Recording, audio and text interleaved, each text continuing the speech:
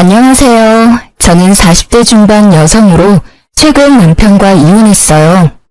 여러분들도 아시겠지만 결혼이라는 게 하는 것도 어렵지만 유지하는 건 더 어렵잖아요. 저 역시 결혼 생활 15년 동안 크고 작은 트러블이 있었는데 그래도 이제 중학생이 된 아들을 키우면서 남들도 다 이렇게 살겠지 하는 안일한 생각으로 그냥 하루하루 꾸역꾸역 살아왔던 것 같아요. 아무래도 결혼한 지 10년이 넘으면서 자연스레 남편이랑 사이의 애정은 사라졌지만 그래도 함께 산 정이라고 해야 할까요? 나 아니면 이 사람 누구랑 살겠어 하는 어리석은 생각도 괜히 했던 것 같네요. 그러면서 처음에는 이혼하면 큰일 나는 줄 알고 속상한 일이 있어도 꼭 참고 아들만 생각하면서 가정은 지켜야 한다는 생각으로 참고 참았는데 날이 갈수록 남편의 행태가 괘씸해지니 더 참았다가는 제 인생이 송두리째 흔들릴 듯 했습니다. 그래서 이혼했는데 결과적으로 정말 잘한 선택이란 생각이 들어요. 그래도 좋은 일은 아니게 가족이나 친구들에게 말하는 건 한계가 있어 고민하다가 평소 즐겨 듣던 이곳에 사연을 보내봐요. 부디 많은 분들이 귀담아 들어주셨으면 좋겠고 혹여 저 같은 상황에 놓인 여성분들이 있다면 너무 겁내지 마시고 저지르라고 말씀드리고 싶네요. 서두가 길었죠? 그럼 지금부터 제가 이혼을 결심한 이유와 그 과정에 대한 이야기를 시작해 볼게요. 저랑 남편은 같은 직장에서 만나 2년 정도 비밀 사내 연애를 했어요.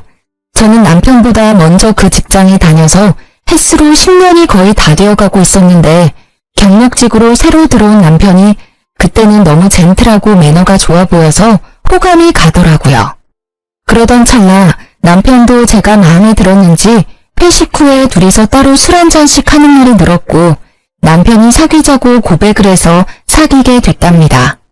그러다 언제까지 이렇게 비밀로 사귈 순 없다고 생각이 들었고 서로 나이도 찰 만큼 찼다고 생각해서 30대 초반에 결혼을 했어요. 남편이랑 결혼하고 나니 매일같이 일어나 출근하고 퇴근하면 또 만나서 같이 집으로 오는 생활이 되더라고요. 물론 처음에는 신혼의 콩깍지가 씌어서 너무 좋았어요. 매일 사랑하는 사람과 일상을 공유하고 서로 아는 사람들도 많이 겹치니 회사 일도 다 알고 자연스레 이야기할 것도 많잖아요. 그런데 그것도 잠깐이지. 사람이 오래 가려면 적당한 거리를 둬야 한다고 매일같이 남편이랑 일상을 공유하는 게 점점 답답해졌습니다. 굳이 비밀을 만들어야 하는 건 아니지만 서로 모르는 게 없이 다 알고 있으니까 이건 뭐 각자의 사생활이 전혀 없는 겁니다.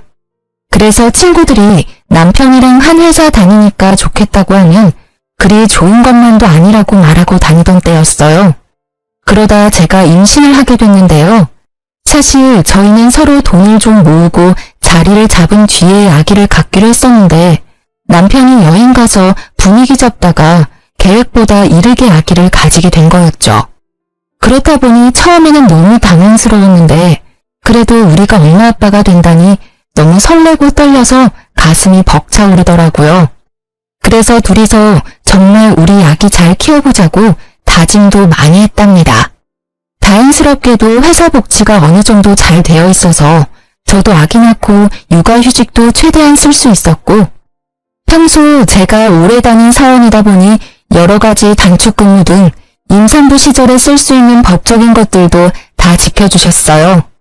그렇게 아기를 낳고 1년여간의 육아휴직 기간을 거쳤는데 막상 아기를 키우다 보니 1년의 시간이 참 빠르게 흐르더라고요. 저는 일하는 게 버릇이 되었기 때문에 아기가 너무 이쁘지만 한편으로는 빨리 복직해서 일을 하고 싶었어요. 그런데 보수적인 남편이 이렇게 어린 아기를 어린이집에 맡기고 어떻게 일을 다니겠냐면서 회사를 그만두고 아기 키우는 데에 전념했으면 좋겠다고 말을 하더라고요. 결국 10년 넘게 다닌 회사를 그만두라는 건데 고민이 됐어요. 그래서 일단 해보는 데까지는 해보겠다고 하고 아기를 어린이집에 맡기고 워킹맘을 시작했었죠. 그런데 막상 어린이집에 보내니까 아기가 너무 어려서 그런지 이런저런 감기와 질병에 너무 많이 걸리는 겁니다. 그러다 보니 어린이집을 제때 보내지 못하는 상황이 생겼고 자연스럽게 남편 대신 제가 상사 눈치를 보면서 반차나 연차를 내는 상황이 반복되더라고요. 평소 책임감이 강해서 일 잘하고 꼼꼼하다는 평가를 받던 저였는데 일하다가 아기 보러 뛰어가는 상황이 계속되니 일에 집중도 안 되고 동료들 눈치도 보이고 제가 생각해도 이건 좀 아니다 싶었어요. 그렇다고 양가 부모님들이 봐줄 수 있는 상황도 아니었고 정신 차려보니 늘 저만 마음 졸이면서 발을 동동거리고 있더라고요. 그렇게 저도 모르게 반복되는 일상에 조금씩 지쳐가고 있었는데 남편이 집안도 엉망이고 회사에서 당신 욕하는 것 같다면서 회사를 그만두고 아기 키우는 데 전념을 하라고 재차 말하는 게 아니겠어요? 지금 생각하면 못 들은 척하고 그 고비만 잘 넘겼으면 됐는데 이미 몸도 마음도 많이 약해진 저는 그만 그 제안을 받아들였습니다. 이건 정말 나중에 두고두고 후회가 되는 부분이었어요.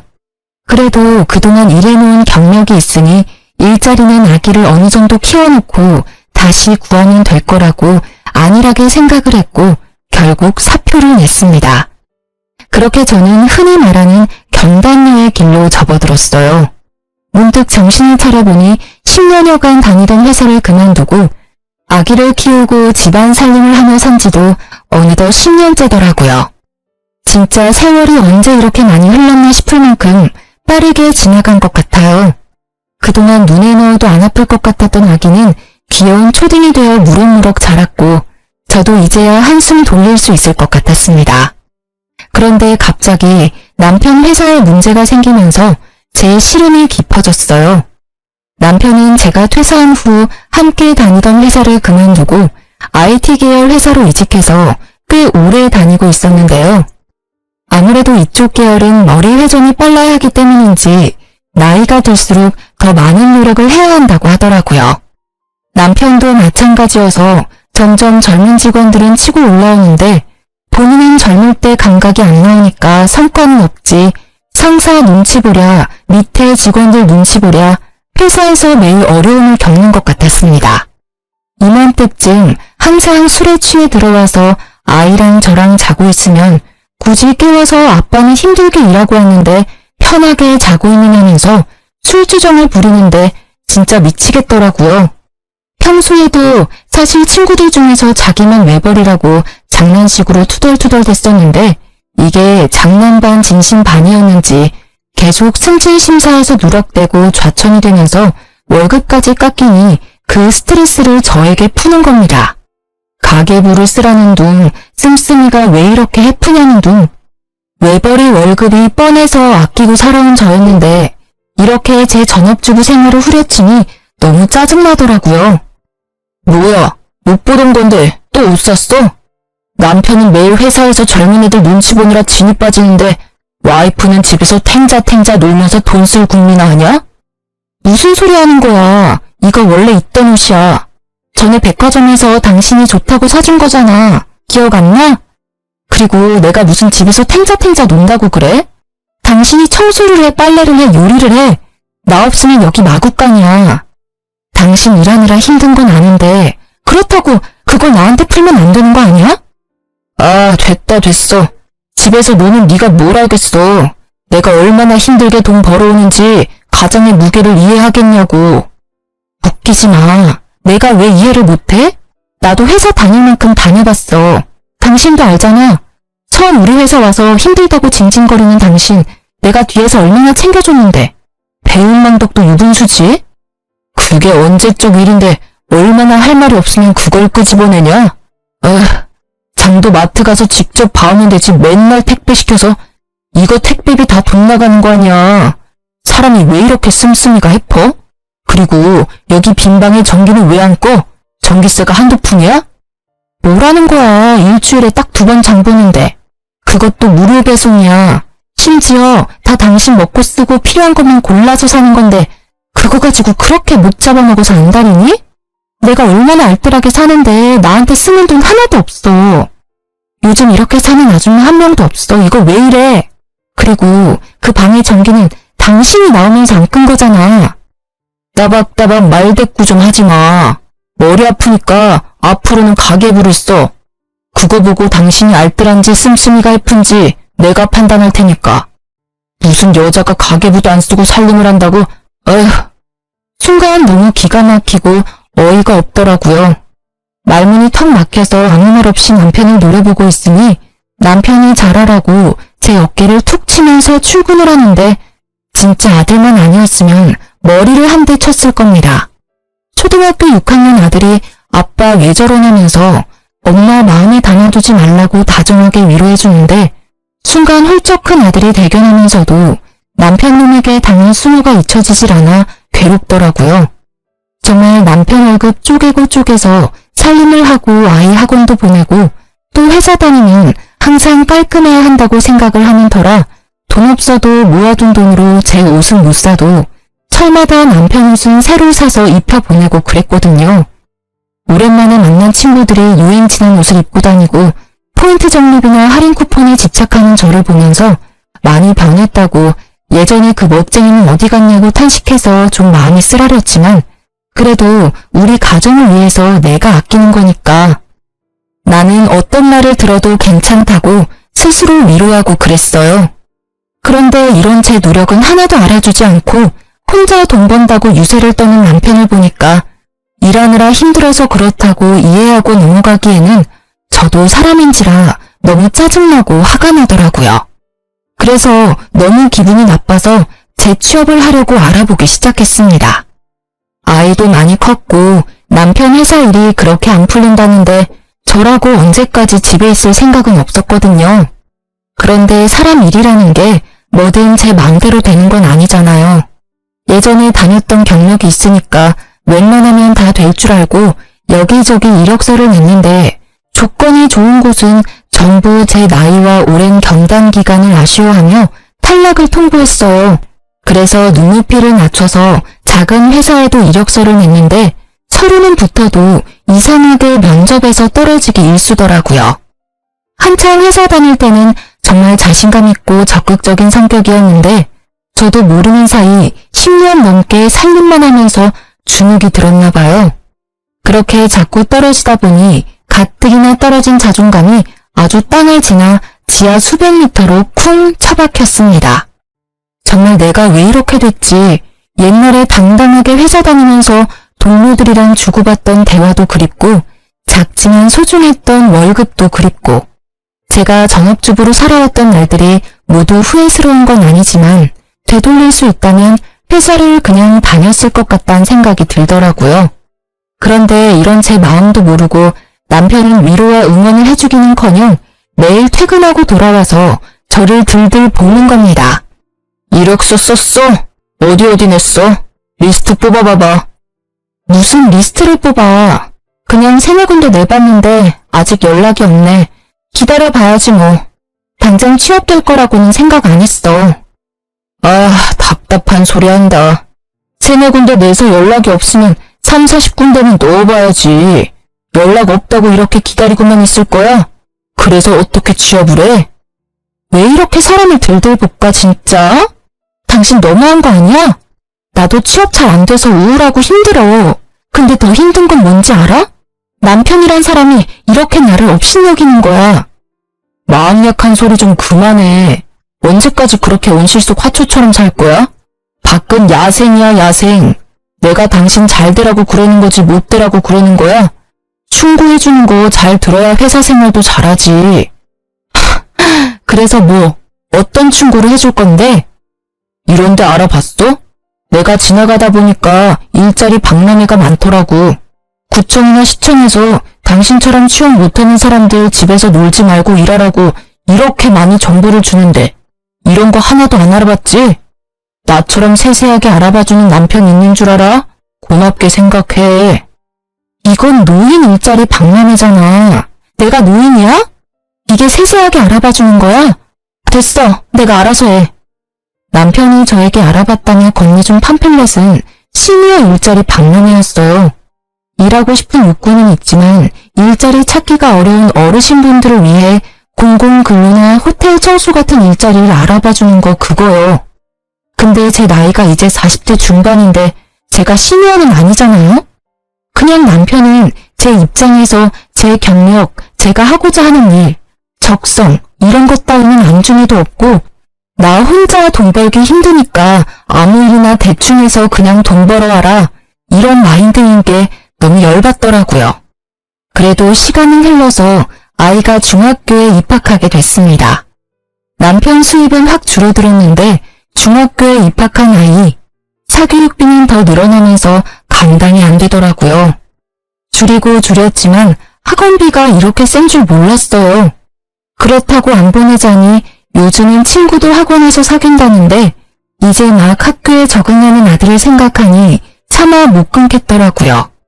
그래서 결국 생활비를 아끼려고 있던 집을 전세 주고 좀 더 작은 집으로 옮겨가기로 했습니다. 그런데 남편은 그동안 왜 이렇게 돈을 못 모았냐면서 내가 버릇 안 준 돈을 다 어디에 썼냐고 화를 내는 겁니다. 진짜 이렇게 가세가 기운 게 전부 제 탓이라고 하는데 사실 그동안 보너스나 성과금 많이 받을 때에도 남편이 저에게 갖다 준 건 1도 없었거든요. 저는 오로지 남편 월급에서 생활비로 주는 돈만 갖고 여기저기 알뜰하게 쪼개 사용을 해왔는데 이런 식으로 저를 몰아가니 진짜 어이가 없었어요. 그래도 어쩌겠습니까? 이때는 당장 이혼할 것도 아니고 진짜 쫌생이다 생각하면서 뒤로 욕하고 말았어요. 그런데 남편이 구멍난 생활비를 신우에게 말했고 겨우 돈을 빌렸다면서 앞으로 살림을 알뜰하게 잘하겠다는 내용의 각서를 자기 앞으로 쓰라고 헛소리를 시전하더라고요. 진짜 시간이 지난 지금 생각해도 이때를 떠올리면 피가 거꾸로 솟고 가슴이 터질 것 같은데요. 더 짜증나는 건 사춘기인 아들이 남편 말을 듣고 열받아서 자기 방에 쾅 문을 닫고 들어가는 거예요. 한창 예민한 시기 아들인데 이렇게 아빠가 엄마를 무시하고 집안 분위기를 흐트리니까 얼마나 싫겠어요. 저뿐만 아니라 아들까지 남편 놈 때문에 영향을 받는다고 생각을 하니까 진짜 이렇게 살아야 하나 싶더라고요. 그래서 오랜만에 만난 친구에게 하소연을 좀 했습니다. 여태까지는 제가 제 얼굴에 침 뱉기 같아서 남편 욕을 거의 안 했는데 거의 2시간 가까이 그간 있었던 일들에 대해 말하고 울분을 터뜨리니까 친구가 이렇게 심각했었냐고 그렇게 어떻게 사냐고 저를 위로해 주더라고요. 이 친구는 저와 달리 결혼하지 않고 혼자 사는 골드미스였는데 마케팅 회사를 다니며 승승장구해서 부장까지 달고 돈도 많이 벌더라고요. 다른 회사지만 저랑 비슷한 시기에 입사해서 신입 시절, 대리 시절 다 거쳤는데 저도 결혼하지 말고 그냥 회사나 열심히 다닐 걸 후회가 됐어요. 그래서 앞으로 어떻게 살아야 할지 모르겠다고 하니 친구가 너무 안타까워하면서 요즘은 회사 말고 창업을 하는 사람도 많다고 조심스레 말을 하는 겁니다. 그동안 회사 취업만 생각했지 창업은 정말 아이디어나 재주가 특출난 사람만 하는 거라고 생각했거든요. 그래서 아예 배제하고 있었는데 친구가 대뜸 제가 만든 홈 베이킹 쿠키를 팔아보라는 거예요. 사실 제가 전업생활을 오래 하면서 아이가 어릴 때는 시간이 없었지만 유치원 다니고 할 때부터는 휴식 시간이 좀 생기더라고요. 그래서 평소에 관심 있었던 홈 베이킹 쿠키를 취미로 하려고 꾸준히 배우고 만들어 왔었거든요. 평소에 제가 먹거나 아이랑 남편 챙겨주고 나서 남은 것들은 예쁘게 포장해서 친구들 선물로 주고 이웃들에게도 나눠주고 시댁이랑 친정에도 보내는 등 다양하게 활용을 했었어요. 만들 때는 재료 준비하랴, 숙성시키랴, 계량하랴, 오븐 구우랴 손 가는 게 많아서 번거롭지만 다 만들고 나면 너무 뿌듯하고 특히 맛있게 먹어주는 사람들을 보면 이 맛에 베이킹하는 거지 라는 성취감도 들었답니다. 워낙 아가씨 때부터 베이커리 카페 다니는 걸 좋아해서 보는 눈이 생겼는지 받는 사람들이 전부 너무 이쁘고 맛있다면서 이런 거 하나 차려서 하라고 말은 했었거든요. 그냥 인사치레로 하는 말이겠거니 생각했는데 친구가 그게 아니라 진짜 자기가 생각했을 때 괜찮은 것 같다면서 SNS에서 유명한 쇼핑몰들을 보여줬습니다. 살펴보니 조금 손이 많이 가기는 하지만 그 정도는 다 제가 할 수 있을 듯 했습니다. 보다 보니 이렇게 하면 더 예쁘고 맛있겠는데 하는 아이디어도 마구 떠올라서 친구에게 말했더니 대박이라며 맞장구 쳐주더라고요. 그래서 고민 끝에 SNS에 밝은 친구 도움을 받아서 비즈니스 계정을 만들고 나름대로 상호와 메뉴까지 정해 두근거리는 마음으로 쇼핑몰을 열게 됐어요. 처음 일주일은 문의조차 오지 않더라고요. 그러다 첫 게시 손님을 받았는데 반응이 꽤 괜찮았어요. 덕분에 용기를 얻었고 점점 찾아주는 손님들이 많아지더니 마케팅하는 친구의 도움으로 각종 이벤트와 체험단까지 운영하면서 생각보다 더 대박을 쳐서 돈을 쏠쏠하게 벌게 됐습니다. 저는 그냥 남편 눈치 보지 않고 쓸 수 있는 제 용돈 정도만 생각했는데 웬걸? 쪼들렸던 아이 사교육비도 낼 수 있겠더라고요. 이때부터는 재료 사고 포장하고 발송하는 값에 제 인건비까지 더해도 훨씬 많이 남는 장사라 진짜 이 맛에 창업하나 보다 했습니다. 오히려 SNS로 시작하니까 월세도 나가지 않고 마진이 좋더라고요. 그래서 주문이 밀려도 힘든 줄도 모르고 밤을 새가면서 물량을 맞추고 손님들 리뷰에 답까지 달아주면서 열심히 했어요. 정말 오랜만에 집에서 살림만 하던 제가 열정을 가지고 저만의 일을 시작한 거라 너무 즐겁고 행복했습니다.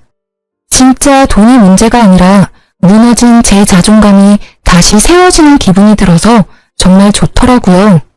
저를 도와준 친구도 너무 잘 됐다면서 얼굴이 너무 좋아졌다면서 절대 그만두지 말라고 용기를 주더라고요. 까탈스러운 사춘기 아들 녀석도 제가 밤새 일하는 걸 보면서 힘들면 하지 말라더니 제가 너무 행복해하니까 엄마가 좋으면 자기도 좋다고 저를 꼭 안아주는 게 아니겠어요? 하지만 양치가 있으면 음지도 있는 법이죠. 정말 아이러니하게도 그렇게 일하라고 떠밀던 저희 남편은 제가 일하는 걸 탐탁치 않게 여기더라고요. 요즘 저녁이 아주 맨날 배달이네. 돈이 남아 도나 봐. 요즘 단체 주문이 좀 들어와서 밥할 시간이 없어서 그래. 이번 주만 넘어가면 괜찮을 거니까 내가 그때 맛있는 거 해줄게. 당신이 돈을 벌면 얼마나 번다고 밥할 시간이 없대. 그래봤자 푼돈이잖아. 누가 보면 돈 꽤나 버는 줄 알겠다. 무슨 말을 그렇게 해? 당신이 관심 없으니 몰라서 그렇지. 나 꽤 벌어. 내가 요즘 당신한테 애 학원비 밀렸으니까 붙여달라고 하는 거 봤어? 다 내가 내고 있어. 당신 입고 있는 그 와이셔츠랑 바지, 그거 새 거잖아. 다 내 돈으로 사서 입혀주는 거야. 알고 말해. 됐어. 그냥 반죽 가지고 장난칠 시간에 근처 빵집이라도 취직해서 정상적으로 좀 살아. 이게 뭐야? 집꼬라지 하고는. 뭐 인정합니다. 혼자 모든 걸 하니까 집안일이 어려워지긴 했어요. 그런데 누구나 처음에는 일과 생활을 조율하는데 적응하는 기간이 필요하잖아요. 진짜 갓 사업 시작해서 열심히 하려는 사람한테 초치는 것도 아니고 그렇게 일해서 돈 벌어 오라고 하더니 돈 번다고 하니까 집안일 열심히 하라는데 어이가 없었어요. 정말 나랑 한번 제대로 싸워보자는 건가 싶기도 하고 제가 뭘 해서 얼마나 버는지 관심은 1도 없으면서 반죽 가지고 장난치지 말고 빵집에라도 취직하라면서 정상 비정상 운운하는 남편을 보니 한심하더라고요. 그래도 남편은 늘 꽉 막힌 사람이었으니까 제 기준이 낮아서 그런지 몰라도 이때까진 그냥 참을만 했어요. 그런데 오랜만에 만난 가족 행사에서 시누이를 만났는데 남편 놈이 지 누나라고 제 이야기를 많이 했나 보더라고요. 어처구니 없게도 시누까지 저를 약올리는 말들을 서슴없이 하는 겁니다. 옳게 요즘 일하느라 바쁘다면서? 아, 네 형님. 그냥 소소하게 일하고 있어요. 아직 처음이라 힘들긴 한데 그래도 재밌어서 할만해요. 이 일이 재밌으면 되나? 그게 무슨 일이야? 동생 말 들으니까 돈 좀 번다고 집안일에는 손 놨다면서? 나도 일해봤는데 2가지 한 번에 잘하기 힘들어. 특히나 그런 사업은 하나부터 10까지 옳게가 해야 하는데 끝까지 잘할 수 있겠어? 괜히 힘 빼지 말지 그래? 그게 무슨 말씀이세요? 저보고 일하지 말라는 거예요? 아유, 내가 옳게 걱정돼서 하는 말이야. 기분 나쁘게는 듣지 말고 사업은 뭐 아무나 하나? 요즘 개나 소나 다 사업한다고 창업한다고 하니까 옳게 귀가 얇아졌나 본데 다 그것도 한때야 한때. 형님, 저 지금 너무 열심히 잘하고 있어요. 응원까지는 안 바랄게요. 그냥 신경 쓰지 말아주셨으면 해요. 화났어? 아니 내 말은 솔직히 쭉 잘 되리란 보장 있어? 막말로 집에서 10년 넘게 애보던 여자가 사업한다고 날뛰는데 옆에서 지켜보는 가족들은 걱정이 되지. 이게 걱정하는 사람의 말이었을까요? 진짜 신우이만 아니었으면 머리채를 휘어잡았을 거예요. 어쩜 이렇게 남매가 똑같이 말을 못되게 하는지 무슨 학원이라도 다녔나 싶을 만큼 얄밉더라고요. 정말 100번 양보해서 신우이 말대로 사업한다고 하는 가족이 걱정되고 염려돼서 조언을 해줄 수는 있어요. 하지만 제가 열심히 하고 있으니 신경 쓰지 말아달라고 간곡히 말을 했으면 듣는 신우이라도 해야 할 거 아닙니까? 나이도 별로 차이도 안 나면서 손이 신우이라고 저를 자꾸 가르치려고 들고 비아냥거리는데 이건 뭐 잘 되지 말라고 저주하는 것도 아니고 정말 듣는 입장에서 기분이 많이 나쁘더라고요. 너무 빡쳐서 원래는 시댁 행사에 나눠주려고 가져갔던 가전제품 선물들이 있었는데 하나도 주지 않았어요. 그대로 친정 부모님 가져가서 다 드리고 평소에 오래돼서 잘 안 된다고 하던 세탁기도 새 걸로 바꿔드렸습니다. 그래도 분이 안 풀려서 어떻게 복수하지 싶더라고요. 결국 이들에게 복수하는 건 제가 어떻게든 일을 놓지 않고 더 열심히 해서 더더더 잘 되는 것밖엔 없는 듯 했습니다. 그래서 정말 힘들 때도 있었지만 단골 늘리기에 주력하면서 리뷰에도 신경 쓰고 아이디어도 계속 생각하면서 퀄리티 유지하려고 노력을 했어요. 그래서인지 언제부터인가 메신저로 홈베이킹을 직접 배워보고 싶다는 사람들이 늘어나더라고요. 처음에는 말주변도 없고 그래서 사람들을 직접 상대하고 가르치는 걸 할 수 있을까 걱정이 됐습니다. 그런데 이번에도 처음에 해보라고 응원해줬던 친구가 레시피 그대로 가르쳐주는 거고 친절하게 하면 된다고 못할 것도 없지 라면서 용기를 불어넣어 주더라고요. 정말 제 인생에 인복이 없다고 생각했는데 이런 좋은 친구를 곁에 둔 것만 해도 성공인 것 같네요. 어쨌든 사람들도 많이 해달라고 요청을 하겠다. 친구 응원도 들었겠다. 클래스를 열면 성공할 것 같다는 자신감이 생겨서 일단 남편에게 계획을 말했어요. 그런데 남편 반응은 정말 차갑고 매정하더라고요. 여보, 나 쿠킹 클래스 하나 차리고 싶은데 어떻게 생각해? 누가? 당신이? 아, 또 누가 바람 넣었어. 그때 그 친구지? 진짜 어이가 없다. 지금 하는 것도 쩔쩔매고 겨우 하면서 누구 가르치고 그러는 거 당신이 할 수 있겠어? 괜히 사람들한테 욕만 먹는다. 하지마. 아니, 미리 레시피를 다 가지고 알려주는 거니까 나는 한두 시간 정도는 바짝하면 되는 거라 괜찮을 것 같은데. 이번 한 번만 나 좀 믿고 도와줘. 내가 이렇게 말한 적 없잖아. 뭘 도와달라는 거야? 설마 그거 차릴 돈을 달라는 거야? 집에서 할 수는 없잖아. 그래서 작은 데라도 좀 빌려야 할 것 같은데 아직 내가 그만한 돈은 없어서 우리 그때 비상금으로 모아둔 통장 있지? 그거 이번에 떼서 좀 쓰면 안 돼? 나 진짜 잘할 수 있을 것 같아서 그래. 내가 이자 쳐서 다시 채워 넣을게. 야, 웃기지 마. 돈 날릴 일 있어? 제발 정신 좀 차려. 그 돈 절대 못 주니까 정하고 싶으면 당신이 알아서 그냥 차리든지. 나는 반대했으니까 나중에 왜 안 말렸냐고 내 원망은 하지 마. 알았지? 사람이 어떻게 이렇게 짜증나는 화법을 구사하는지 남편이랑 대화를 하고 지지를 얻으려고 했던 제가 잘못이었습니다. 매사에 부정적이고 꼬여서 어떻게든 제가 하는 생각과 일은 절대 안 될 거라고 말을 하는데 이런 사람이랑 살아온 제가 회사 면접에서 주구장창 떨어진 건 어찌 보면 당연한 일이겠죠. 원래라면 남편한테 이 정도 말을 들었으니 자신감이 더 떨어져 그래 내가 제대로 할 수 있겠어? 그냥 접자 했을 겁니다.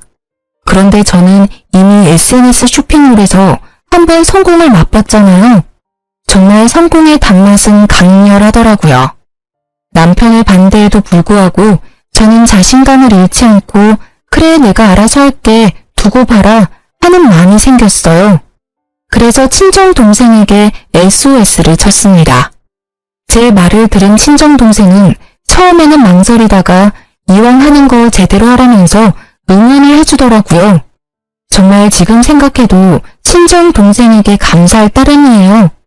그렇게 결국 작은 동네 골목에 쿠킹 클래스를 열었고 원데이 클래스랑 창업반을 만들어서 홍보를 했어요. 이번에도 마케팅은 친구 도움을 많이 받았습니다.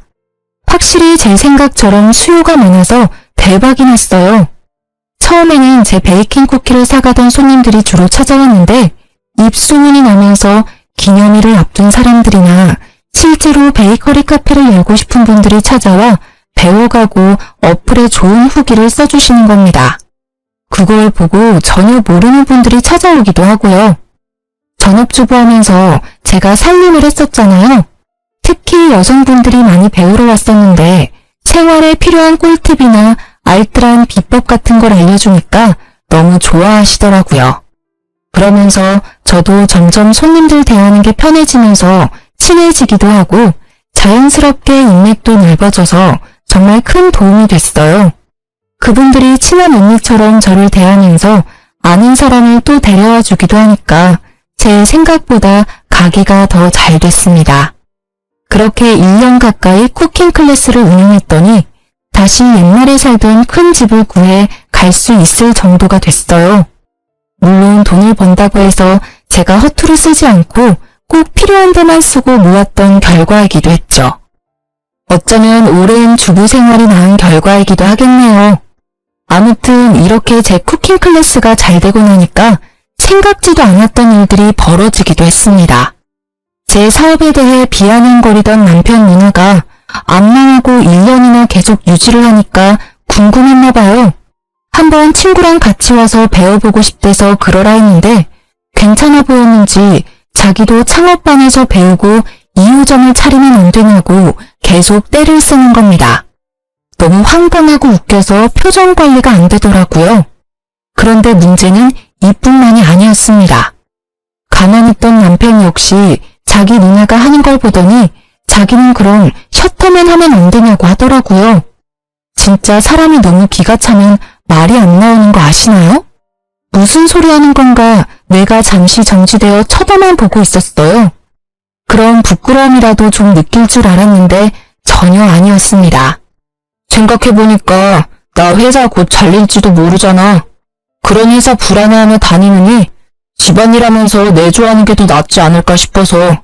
당신도 혼자 살림하고 일하기 힘들었잖아. 나 돈이 쓰고 있었어. 몰랐어? 아무튼 지금 한 말 진심이지? 그럼 당신도 가계부 쓰고 살림 제대로 해.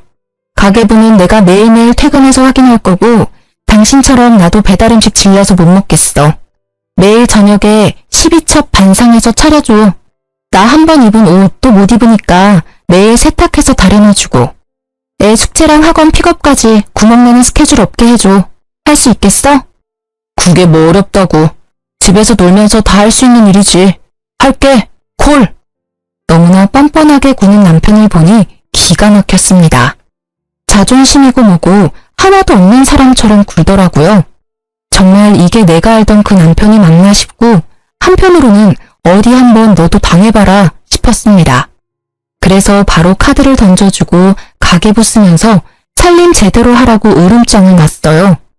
처음 1, 2주일은 제가 일하고 돌아오면 진짜 장 봐서 뭘 보고 했는지 정체 모를 퓨전 요리들을 만들어 놓고 세탁방에 가서 옷도 세탁해서 오고 그러더라고요. 저는 집에 오면 진짜 손 하나 까딱 안 했습니다. 잘 됐다 싶어서 남편한테 다 시켜 먹었어요. 그리고 가계부 쓴 거 보자면서 아주 매일 저녁 쥐잡듯이 남편을 들들 볶았습니다. 남편이 저한테 했던 거 그대로 돌려준 거였는데요. 처음에는 툴툴거리던 남편도 자기가 여기서 성질내면 저한테 했던 일들이 잘못된 일이라는 걸 시인한다고 여겼는지 꾹 참고 괜찮다면서 이 정도야 뭐 하면서 저한테 모든 걸 맞춰주는 것 같더라고요. 그래서 뭐 살 때도 저한테 허락받고 사라고 더 압박했습니다. 욱하는 거 참는 남편 보는 게 너무 재밌더라고요. 이런 줄도 모르고 셔터맨 하겠다고 한 거냐면서 속으로 고소했어요. 그런데 이런 생활도 잠시뿐이었습니다. 제 앞에서 머리 조아리며 수긍하던 남편이 언제부터인가 살림을 제대로 하지 않고 밖으로 나가놀기 시작하는 겁니다. 자기는 할 만큼 했다면서 제가 돈을 그렇게 벌고 자기가 살림을 다 하는데 이 정도도 못 쓰냐면서 제가 준 카드로 옷이며 지갑을 사고 유흥비를 막 쓰더라고요. 대체 어디까지 가나 두고 보자 했더니 가계부도 없고 결국에는 제가 절대 쓰지 말고 비상금으로 두라고 했던 퇴직금으로 저 몰래 외제차까지 뽑아서 다니는 게 아니겠습니까? 진짜 신우의 말처럼 사업이라는 게 언제까지 잘 될지 모르잖아요. 그래서 남편 퇴직금은 아이를 위한 비상금으로 두고 싶었는데 저만 믿고 홀라당 그걸 써버렸으니 진짜 어이가 없었어요. 저는 전업주부에도 절대 이렇게 돈을 안 썼거든요. 그래서 더는 지켜보기 힘들어서 남편에게 각서를 쓰라고 했습니다. 당신 살림 시작하면서 뭐라고 했어? 어려운 일 아니라며 잘할 수 있다며. 그런데 하나도 제대로 하는 게 없고 이게 뭐야? 당신 예전에 나보고 살림 잘하겠다고 각서 쓰라고 했었지? 당신도 각서 써. 지금 당장. 아, 그만 좀 해. 자존심 상해서 진짜. 돈 번다고 유세 좀 부리지 말라고. 유세? 나는 당신한테 받은 그대로 해주는 거야. 그리고 내 돈 가지고 흥청망청 쓰는 사람한테 이 정도 요구도 못해? 당신이 잘했어봐. 내가 이러는지. 당장 카드 내놔. 당신은 내가 피땀 흘려 벌어온 돈 쓸 자격이 없으니까. 남편 지갑에서 카드를 빼내려고 하는데 필사적으로 막더라고요. 진짜 제가 무슨 큰아들을 키우는 것도 아니고 너무 어이가 없었어요. 한사코 말리는 남편을 피해 지갑에서 카드를 꺼냈고 눈앞에서 바로 가위로 서걱서걱 잘라버렸습니다. 그 모습을 바라보던 남편이 씩씩거리면서 각서 쓸 테니까 종이를 가져오라고 하더라고요. 바로 종이랑 펜이랑 인주도장까지 싹 다 갖다 줬습니다. 그리고 살림을 잘하겠습니다. 생활비를 아껴 쓰겠습니다. 아내에게 대들지 않겠습니다 등등 머릿속에 떠오르는 대로 불러줬고 몇 번 자존심 상했는지 멈칫멈칫하긴 했지만 남편도 불러주는 대로 곧잘 쓰더라고요. 저는 속으로 푹 웃으면서 그 모습을 동영상으로 찍었습니다. 남편은 열받아서 그런지 제가 찍는 모습도 모르는 것 같았어요. 오늘 날짜를 적고 인주에 도장까지 찍는 것까지 보고 바로 신우이에게 동영상을 전송했어요. 진짜 자기 동생이 당하는 이 순우를 보고 얄미운 신우이가 어떻게 반응할지 너무너무 기대가 되더라고요. 아니나 다를까 바로 전화가 바리바리 쏟아졌습니다. 여보세요? 네, 형님. 동영상 잘 보셨어요? 옳게. 아무리 그래도 남편인데 이게 뭐야? 너무한 거 아니야? 자기 아빠를 이렇게 개무시하는데 애가 뭘 보고 배우겠어? 형님, 오해하지 마세요. 이거 전부 다 예전에 애 아빠가 저한테 하라고 했던 거고요. 저 개무시하는 거 이미 애가 다 봐서 보고 배울 것도 없어요. 그건 그렇고 형님한테는 구두로 말할게요. 2호점 절대 못 차려드리니까 꿈도 꾸지 마세요. 뭐? 왜 말이 달라? 지금 그거 차리려고 우리 전세금도 뺐는데 이제 와서 그게 무슨 소리야? 이거 사기야, 사기. 형님, 착각하셨나 본데 저희는 계약서 한 장 쓴 거 없고요. 저는 그러라고 허락해드리지도 않았어요. 형님 혼자서 북치고 장구치고 다 했는데 제가 뭘 어떡해요? 사업은 뭐 아무나 하나요? 헛수고하지 마세요. 동생 각서 쓰는 영상은 마지막 선물이니까 가족끼리 잘 돌려보시고요. 그럼 끊어요. 옳게! 옳게! 신우이와 제가 통화하는 걸 본 남편이 얼굴이 울그락불그락해져서 자기 동영상 찍었냐면서 미쳤냐고 막 이성을 잃고 달려들더라고요. 꼴의 자존심은 아직 있나 보다 했습니다. 남편 손에는 우스운 각서 한 장이 달랑달랑 달려 있었어요. 살펴보니 한자 한자 정성을 기울이기는커녕 흘린 채로 대충 썼는데 꼴 보기가 싫더라고요. 바로 남편 눈앞에서 종이를 쫙 찢어버렸습니다. 이게 뭐하는 거야? 쓰라며. 쓰라고 해서 썼는데 왜 찢어? 정성이 부족하잖아. 진심이 하나도 안 들어가 있는데 이걸 내가 뭘 보고 믿어? 당신은 항상 그런 식이지? 당신만 잘났다고 생각하고 나 가르치고 이렇게 가르침 받는 데는 익숙하지 않나 봐? 무슨 소리를 하고 싶은 거야? 똑바로 말해. 나 당신이랑 더는 못 살아. 우리 이혼해. 지금 나 놀리냐? 내가 왜 이혼을 해? 저는 남편이 퇴직금을 외제차 뽑는 데 쓴 일부터 이미 이혼을 결심하고 이혼 서류를 준비했습니다. 그런데 이혼 통보를 했더니 남편이 미친 듯이 달려들어 저를 잡고 말리려고 안간힘을 쓰더라고요. 진짜 구질구질한 모습에 짜증이 나서 뺨 때리고 준비해뒀던 이혼 서류 던지고 집을 나갔어요. 등 뒤로 남편의 열받아 울부짖는 소리가 들리는데 너무 통쾌했죠. 그렇게 저와 남편은 이혼을 하게 됐는데요. 정말 다행스럽게도 저는 쿠킹 클래스가 계속 잘 풀려서 저를 도와줬던 친구랑 동업을 시작했고 2호점을 내면서 승승장구하고 있는 중이에요. 시누이는 저한테 제대로 배우지도 않고 무리해서 쿠킹 클래스를 열었는데 실력이 부족하니까 아무리 홍보를 잘해도 초반 반짝이지 나중에는 파리만 날려서 월세도 못 내고 빚만 떠안았다더라고요. 저희 수강생 중에 시누이 쿠킹 클래스 다녀온 분도 있었는데 어찌나 욕을 하던지 속이 시원하던 거 있죠? 심지어 전 남편은 시누이 쿠킹 클래스에 투자를 했는데 같이 빚쟁이가 돼서 다시 취업을 하려고 하지만 나이가 많아서 재취업도 힘들고 생활비 벌려고 여기저기 아르바이트 하러 다닌다고 하더라고요.